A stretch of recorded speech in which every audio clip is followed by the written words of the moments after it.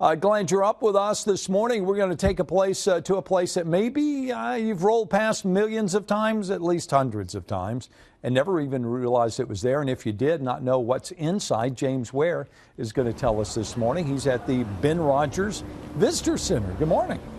Good morning, Dan. You know, I'm one of those guys. I pass by here all the time. I didn't, working in the media, I didn't get to come to the grand opening, but I pass by all the time. Beautiful building from the outside. And, for my morning segment, I thought I'd stop in and maybe get some ideas from some brochures, things like that for our out and about segment. But stopped in, and I was just blown away. Dan mentioned a minute ago me being out in the weather again today. That's I feel right. like I'm in a 5-star hotel here. This is... We love it. It's very beautiful. We take great pride in the visitor center. People come in and they think we just opened, but it's been 7 years. Yeah, and for folks out there having trouble maybe waking up this morning, we have Kathy Hughes with us, and she is going to wake you up this morning. That's right. I am your coffee. I can assure you. So just give us a little history. How long have y'all been open now? Well, 5 let me years? go. We've been open 7 years. 7 years. This was a dream back in the 90s.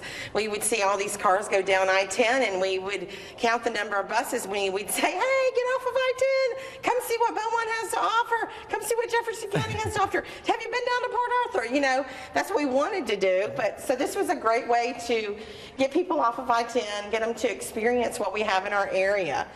And so Jefferson County applied for an enhancement grant through TxDOT, and so that's how the building was built. It was an 80-20 split. And so our day-to-day operations are through Jefferson County hotel occupancy tax. Now, it's different from city hotel occupancy tax.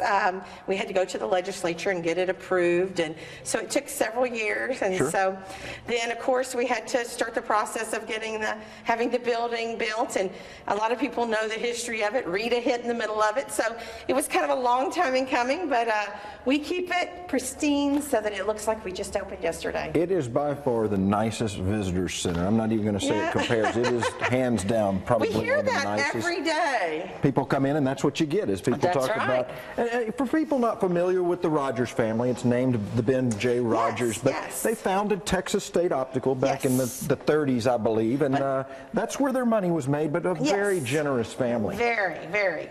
I tell people the pretty things you see in the visitor center are from Regina. She's an amazing, amazing partner, and she does anything we need, and it's always here as a cheerleader to make sure that everything goes well, and that our visitors feel like they are the most important person that has ever walked through the doors. Dan, how many travel centers do you know that has a theater?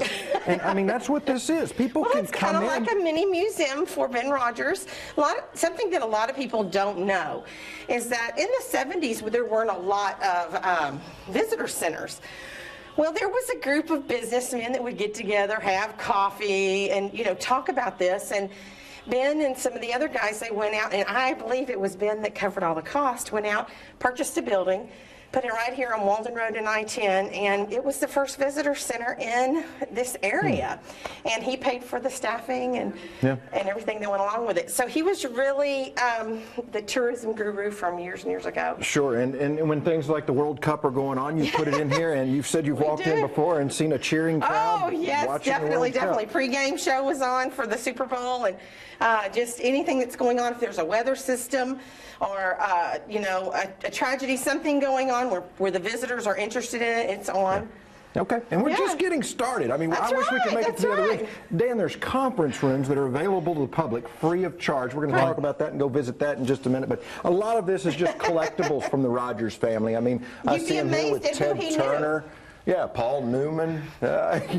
Quite a group here. Down here is a lot of astronaut shots, and they just knew a lot of people. Yeah. Kind folks that we are just so blessed to have in our area. So, and blessed to have on our team, our tourism team. Sure. I got a quick question. How many people stop by on a regular basis, like daily, monthly? I asked you a minute ago about the number of people who come by, and you got the number in the back. What was the final count you said? Well, we are right at 400,000. We're really a little over. Well, no, that's for the time total. Okay. But 400,000, so we're getting close to 500,000. But every year we have a little over 70,000. Wow. It's grown every year by a few thousand. Yeah. And the buses, we'll have 100 buses a year, and it's been from almost 100 countries. So it's amazing. But we got to have the locals come out. Yeah, and you know what else is amazing? You walk out of here with seeds. I noticed some seeds for flowers, free coffee, free water, and all the above. Hey, and free restrooms. Popcorn, so. The cleanest restrooms of town. It makes Buc-ee's look dirty. Potties in Texas. All right. We're going to come back and talk about that some this morning. 31 past the hour of 7 o'clock. Again, the purpose of James, find those people, places, and things that make us what we are. I think another good example this morning. Coming up next, today's Medical Minute, all about staying in shape straight from an app on your smartphone. That as the morning show continues on KBTV.